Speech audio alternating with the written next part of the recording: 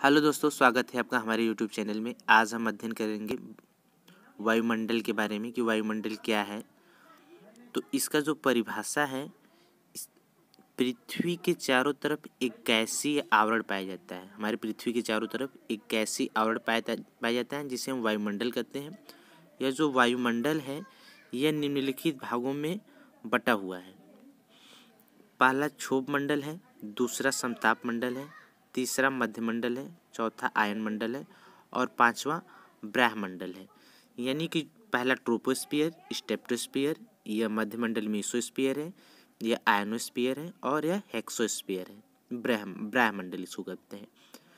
तो जो क्षोभ मंडल है, क्षोभ मंडल जो है यह हमारे पृथ्वी के सबसे नज़दीक पाया जाने वाला मंडल है। मौसम संबंधी जितनी भी घटनाएं होती हैं क्षोभ मंडल में होता है, जैसे कि बादल का बनना, बिजली का चमकना, बारिश होना, यह सभी घटनाएं जो होती हैं क्षोभ मंडल में होती हैं। यह पृथ्वी के सरफेस से लेकर के 18 किलोमीटर ऊपर तक पाया जाता है। ध्रुवों पर इसकी ऊंचाई कम होती है, और उसके बाद जो क्षोभ मंडल होता है इसमें विभिन्न प्रकार की जो गैसें पाई जाती हैं, जैसे कि आपको पता होगा नाइट्रोजन जो है 78% पाया जाता है। उसके बाद ऑक्सीजन 20.95% पाया जाता है। उसके बाद आर्गन है 0.93%। उसके बाद कार्बन डाइऑक्साइड है 0.03% और कुछ अन्य गैसें हैं जैसे कि हीलियम, नियान आदि इसमें पाए जाते हैं हमारे क्षोभ मंडल में। तो जो कार्बन डाइऑक्साइड गैस जो होता है हमारे वायुमंडल में, वह पृथ्वी के तापमान को बनाए रखने में अहम भूमिका निभाता है। पृथ्वी के तापमान को बनाए रखने में अहम भूमिका निभाता है। यदि वायुमंडल में कार्बन डाइऑक्साइड नहीं रहेगा तो पृथ्वी पर जीवन संभव नहीं हो पाएगा, क्योंकि जो तापमान होगा वह रात के समय माइनस में चला जाएगा, लगभग -27 डिग्री सेंटीग्रेड तक चला जा सकता है।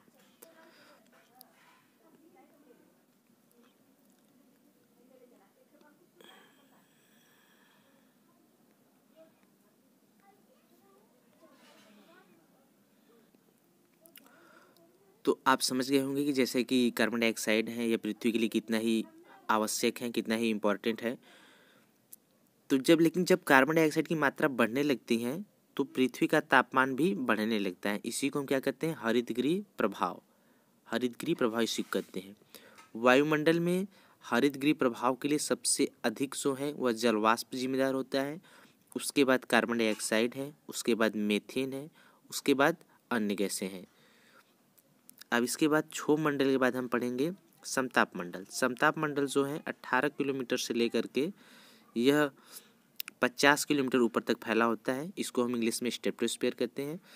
इसी मंडल में ओजोन लेयर पाया जाता है जो ऑक्सीजन के 3 अणुओं से मिलकर बना होता है।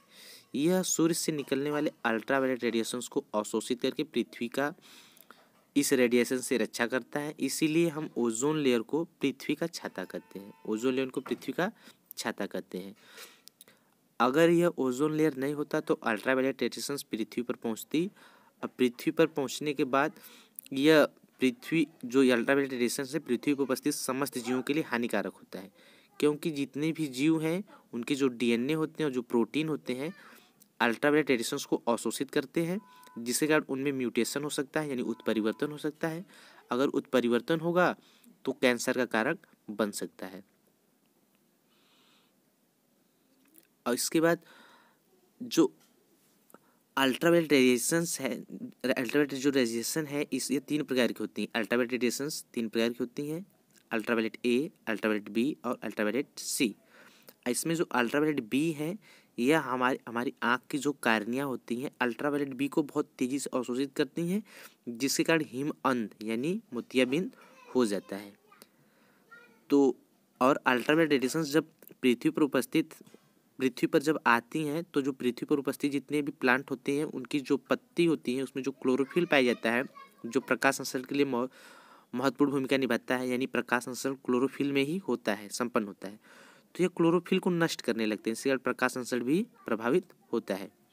अब इसके बाद हम पढ़ेंगे मध्यमंडल जो है यह 50 किलोमीटर से लेकर के 80 किलोमीटर ऊंचाई तक पाया जाता है। इस मंडल में पृथ्वी का तापमान सबसे कम होता है, यानी मध्यमंडल में पृथ्वी का तापमान सबसे कम होगा। इसके बाद नेक्स्ट आता है हमारा आयन आयन मंडल जो है ये 80 से लेकर के 640 किलोमीटर तक फैला होता है। आयन मंडल में जो रेडियो तरंगे होती हैं वह परावर्तित होती हैं। और उसके बाद जो ब्रह्मंडल है, आयन मंडल के बाद जो होता है वह ब्रह्मंडल होता है। यह अंत में अंतरिक्ष में विलीन हो जाता है, अंत में अंतरिक्ष में विलीन हो जाता है। तो यह वायुमंडल के बारे में एक छोटा सा इन्फॉर्मेशन था। आशा करते हैं कि आपको पसंद आया होगा। Thanks for watching. बहुत बहुत धन्यवाद।